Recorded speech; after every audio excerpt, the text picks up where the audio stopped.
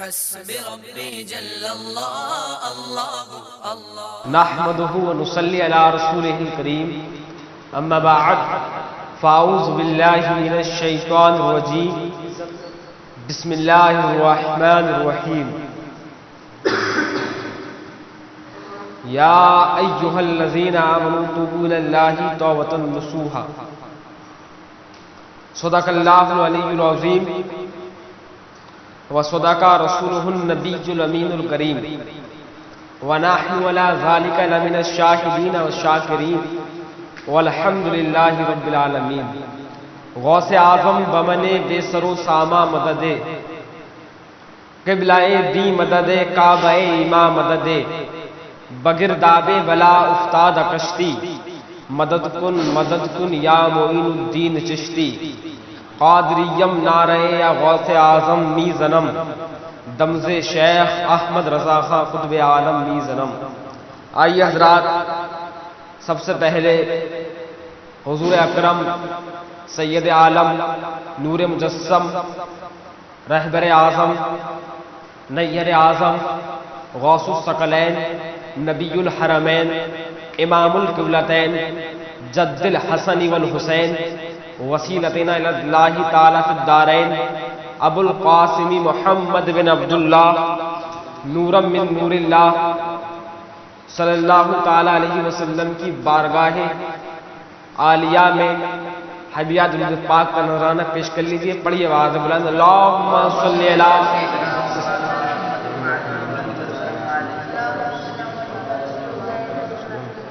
ایک مرتبہ اور درود پاک پڑھ لیجیے، اللہم صلی علی سیدنا مولانا محمد صلاۃ و سلام علیک رسول اللہ صلی اللہ تعالی علیہ وسلم۔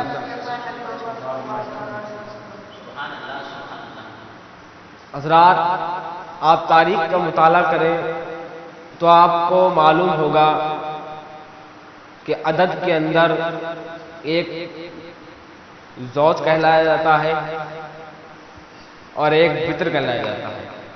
زوج جوڑے کو کہتے ہیں اور وطر جس کا جوڑ نہ ہو۔ ابھی آپ نے درود پاک پڑھا، وہ آپ نے زوج سے پڑھا، یعنی جس کا جوڑ تھا، ایک نہیں دو مرتبہ پڑھا۔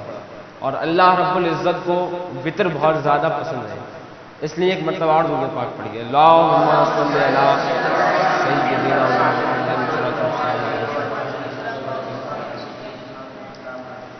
حضرات، ابھی خطبہ مسنونہ کے بعد میں نے جس آیت کریمہ پڑھنے کا شرف حاصل کیا، اللہ رب العزت قرآن پاک میں ارشاد فرماتا ہے، ایمان والو اللہ کی طرف توبہ کرو۔ کیسی توبہ؟ توبہ نصوح۔ توبہ نصوح کسے کہتے ہیں؟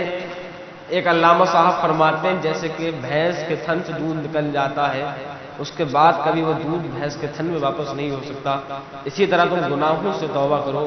ایک مرتبہ جس گناہ سے توبہ کر لی، دوبارہ وہ گناہ تم سے کبھی صادر نہ ہو، اس طور پر توبہ کرو۔ حضرات، تاریخ کا جائزہ لیں۔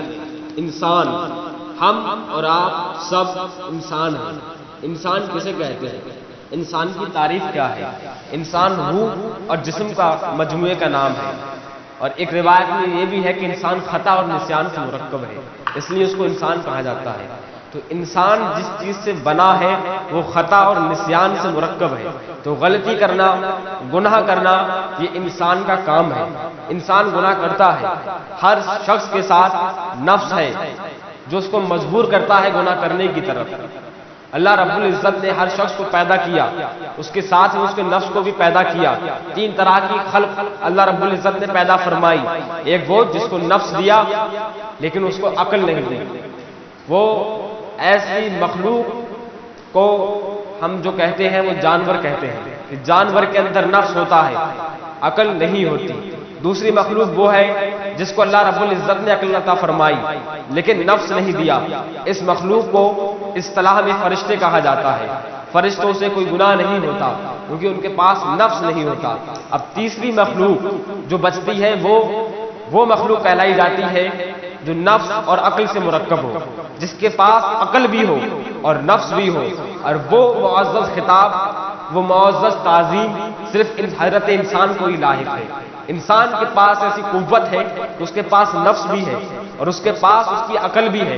اب اگر انسان اپنی عقل کے ذریعے اپنے نفس پر کنٹرول کرتا ہے، اپنے نفس کو دباتا ہے، اپنی عقل کے ذریعے اپنے رب کو مانتا ہے، اپنے رب کے رسول کے فرامین پر عمل کرتا ہے، اپنے بزرگان دین کے زندگی کو اپنا نمونہ عمل بناتا ہے، اپنے اسلاف کے طریقے پر چلتا ہے، تو وہ انسان عقل کے ساتھ میں جب نفس پر کنٹرول کر لیتا ہے تو اللہ رب العزت کی دربار میں اس کا مرتبہ فرشتوں سے بڑھ کر ہو جاتا ہے.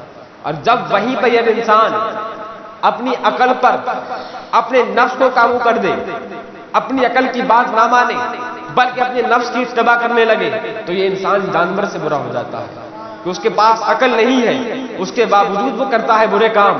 لیکن انسان کے پاس تو عقل ہے، اس کے بعد وہ برے کام کرتا ہے. تو کتنا بدتر ہے وہ انسان جو عقل کے ہوتے ہوئے گناہ کرے. اب دیکھیں آپ تاریخ کا جائزہ لیں تو گناہ، غلطی یہ کرنا انسان کی فطرت ہے. گناہ تم سے بھی ہوتے ہیں، گناہ ہم سے بھی ہوتے ہیں، گناہ بڑے لوگوں سے بھی ہوتے ہیں. لیکن ہمارے یہاں رواج کیا ہے، اور کوئی چھوٹا بچہ یا کوئی کم درجے کا آدمی گناہ کر دے تو ہم اس سے گناہ کو گناہ سمجھتے ہیں، اور کوئی بڑا آدمی گناہ کر دے تو ہم اس سے گناہ کو گناہ نہیں کرتے. اللہ کے نبی کریم صلی اللہ علیہ وسلم فرماتے ہیں بنی اسرائیل ہلاک ہو گئے. کس بنا پر ہلاک ہوئے؟ ان کے علماء نے، ان کے امیر، اور کوئی گناہ کرتے تو ان کی قوم اس کو گناہ نہیں مانتی تھی، اور ان کا کوئی کم علم آدمی یا کوئی غریب آدمی یا کوئی کم پیسے والا آدمی گناہ کرتا تو اس کو سزائیں بھی لگاتے، اس کو مارتے بھی. تو اللہ رب العزت نے ایسے لوگوں کو ہلاک فرما دیا. لیکن آپ تاریخ کا جائزہ لیں تو آپ کو معلوم ہوگا کہ اللہ رب العزت نے ہمیں جس دین پر بھیجا ہے، اللہ رب العزت نے جس دین کی ہمیں اتباع کرنے کا حکم دیا ہے، قرآن پاک میں اللہ رب العزت نے اس کو صراط مستقیم کے نام سے یاد فرمایا کہ صراط مستقیم پر چلو. اور صراط مستقیم ہے کیا، اس کے بارے میں پوچھئے علامہ بادشاہ اورنگزیب عالمگیر رحمت اللہ تعالی علیہ، بہت بڑے عالم دین، بہت بڑے بادشاہ، جن کی بادشاہت کا عالم یہ ہے کہ آپ کے زمانے بادشاہت میں کوئی بھی شخص چوری کرتا تھا تو آپ اس کو قرآن کے مطابق سزا دیتے تھے، کوئی شخص ڈکیتی کرتا تھا تو آپ قرآن کے مطابق اس پر عمل کرتے تھے. آپ کے دور خلافت میں، آپ کے دور حکومت میں قرآنی نظام باقی تھا. آپ کے جو استاد تھے جنہوں نے آپ کی تربیت کری، سوچو ان کا مقام کیا ہوگا. ان کا نام حضرت علامہ ملا جیون رحمت اللہ تعالی علیہ نور الانوار کے اندر فرماتے ہیں صراط مستقیم وہ راستہ ہے جو افراط و تفریط کے درمیان ہو. افراط کسے کہتے ہیں؟ افراط زیادتی کو کہتے ہیں، تفریط آسانی کو کہتے ہیں. آپ تاریخ کا مطالعہ کریں تو آپ کو معلوم ہوگا موسیٰ علیہ السلام کے دین میں افراط تھا، موسیٰ علیہ السلام کے دین میں زیادتیاں تھیں. زیادتیاں کیسی تھی؟ اگر بالاتفاق ان کے کپڑے پر نجاست لگ جاتی ہے تو اس کپڑے کو ہٹایا جائے گا، اس کپڑے کو جلایا جائے گا، یا اس کپڑے کو کاٹ کر پھینکا جائے گا، تبھی وہ کپڑا پاک ہوگا. لیکن آپ تاریخ کا مطالعہ کریں تو آپ کو معلوم ہوگا حضرت عیسیٰ علیہ السلام کے دین میں اتنی آسانیاں تھی، ان کے دین میں اتنی آسانیاں تھی کہ سور تک کا گوشت کھانا جائز تھا. لیکن اب آپ آؤ تیسرا دین اٹھا کر کے دیکھو، حضرت محمد رسول اللہ صلی اللہ علیہ وسلم کا دین دیکھو تو وہ افراط و تفریط کے درمیان جو بیچ کا راستہ ہے وہی صراط مستقیم کہلایا جاتا ہے. اللہ رب العزت نے ہمیں جو حکم دیا ہے صراط مستقیم پر چلنے کا تو وہی حکم دیا ہے جو بزرگوں کا حکم ہے، جس راستے پر بزرگ چلے، جس راستے پر غوث پاک چلے.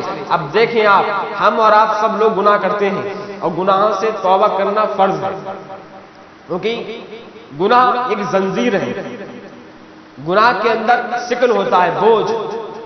جب انسان گناہ کرتا ہے اس کو نمازوں کی لذت نہیں آتی. گناہ ایک ایسی زنجیر ہے کہ اگر وہ انسان کے پیروں میں جکڑی ہوئی ہو تو وہ اس کا دل نماز میں نہیں لگنے لگتا.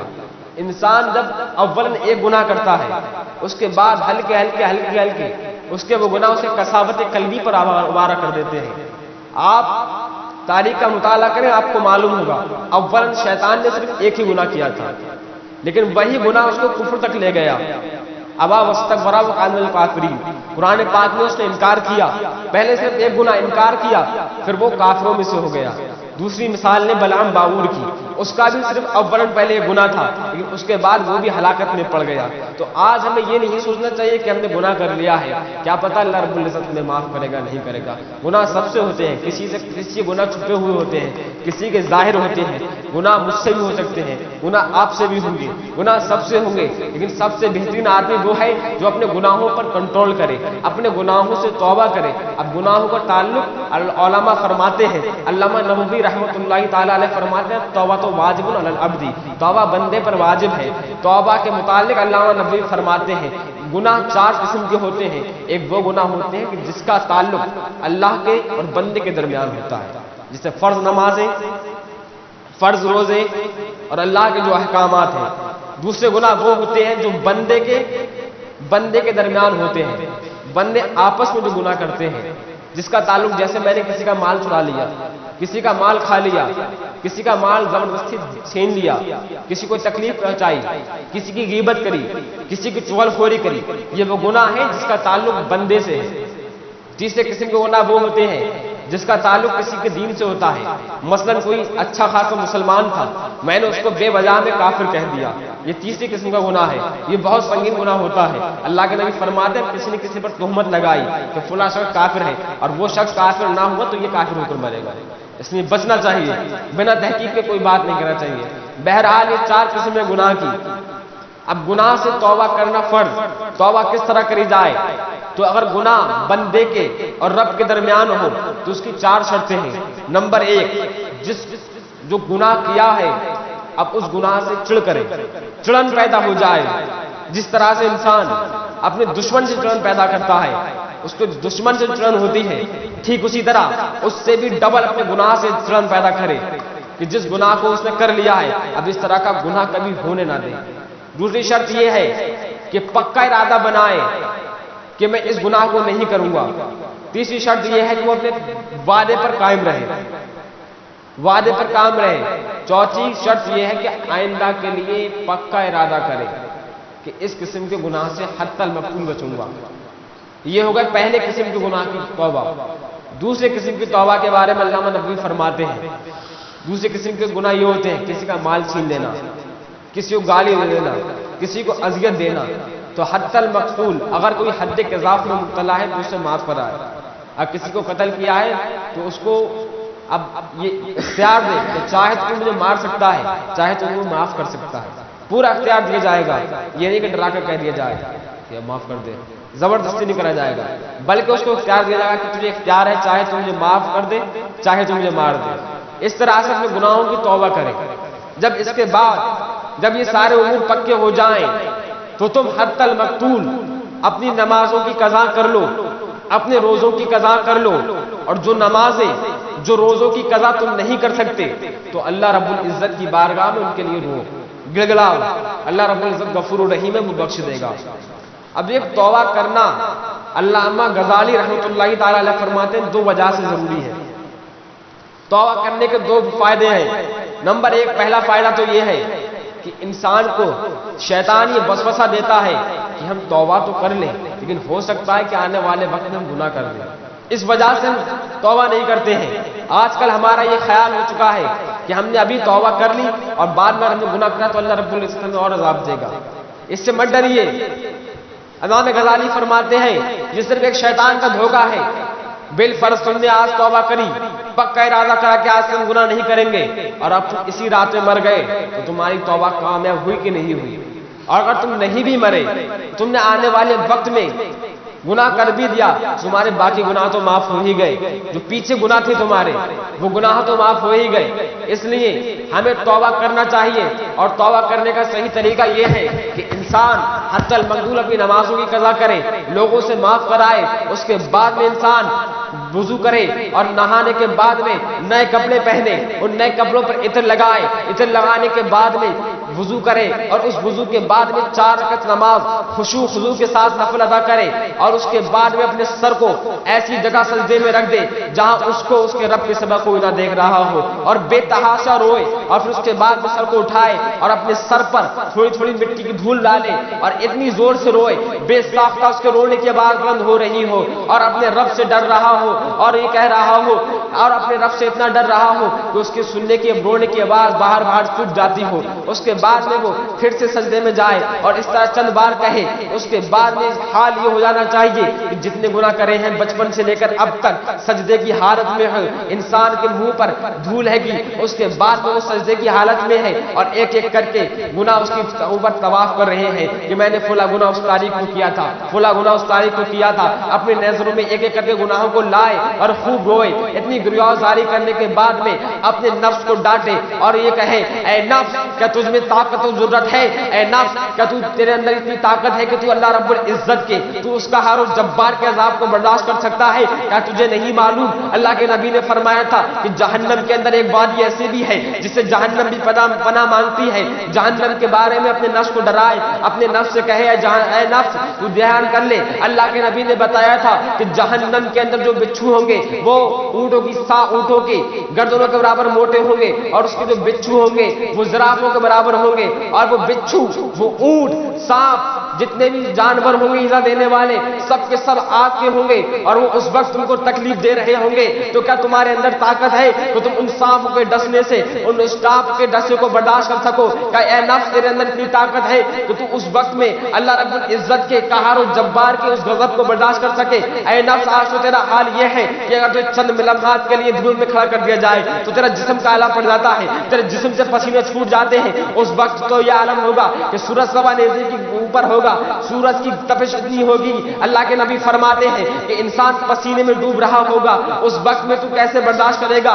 آج اپنے نفس کو للکار کر کہیے اے نفس اس دنیا کی رنگینیوں کو چھوڑ دے, بلکہ اب بھی تیرے پاس وقت ہے. اللہ رب العزت کی رحمت کی بہاریں کشادہ ہے, تو اب بھی اللہ رب العزت کے دیار میں آ جا اور اپنے نفس کو یوں خطاب کرتے ہوئے ڈراتے ہوئے چند بار یہ الفاظ دہراؤ. اس کے بعد میں سر کو سجدے سے اٹھاؤ اور یہ دعا کرو اے اللہ یہ تیرا بھاگا ہوا بندہ تیرے دربار میں واپس آیا ہے. مولا یہ تیرا نافرمان بندہ صلح کی طرف پلٹ آیا ہے. اے اللہ تو اس کو اپنے فضل سے معاف فرما دے. اے اللہ تو بڑا ہی کریم و رحیم ہے. مولا تو مجھے آئندہ کے گناہوں سے محفوظ کر. ایسے ہی چند بار کہو. اس کے بعد میں یہ دعا کرو اے وہ ذات جس کو ایک کام دوسرے کام کی طرف نہیں ٹال سکتا, جس کو ایک طرف کا سننا دوسرے طرف کو سننے سے نہیں روک سکتا.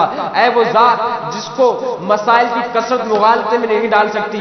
اے وہ ذات جو میرے آڑے وقت کا ذخیرہ ہے. اے وہ ذات جو ہر آڑے وقت میں میرے کام آتا ہے. میں تجھے ایسے ہی وقت کے لیے اپنا ذخیرہ سمجھتا ہوں, لہٰذا اللہ تو میری مدد فرما. اسی طرح یہ انسان کہتے رہے. اس کے بعد میں اللہ کے نبی صلی اللہ علیہ وسلم پر درود پاک پڑھے اور حضور کے وسیلے سے دعا مانگے اور دعائیں مانگنے کے بعد میں صحابہ کے اوپر بھی درود پڑھے. صحابہ کے بعد میں تابعین کے اوپر سلامتی بھیجے, سب کے وسیلے سے دعائیں مانگے. پھر جب سب طریقے سے دعائیں مانگ لے گا انسان تو اسے توبہ نصوح حاصل ہو جائے گی. اب انسان گناہوں سے ایسا پاک ہو جائے گا جیسا کہ آج ہی اپنی ماں کے پیٹ سے نکلا ہو. اب انسان گناہوں کی بندگی گناہوں کی نحوست سے پاک ہو چکا ہے.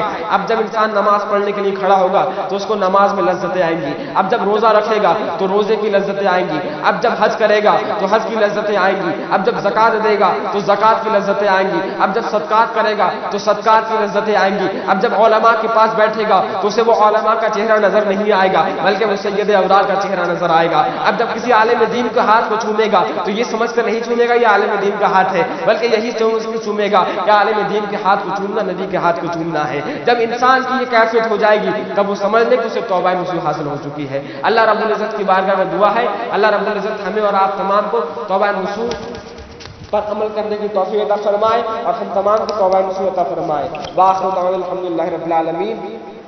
السلام علیکم.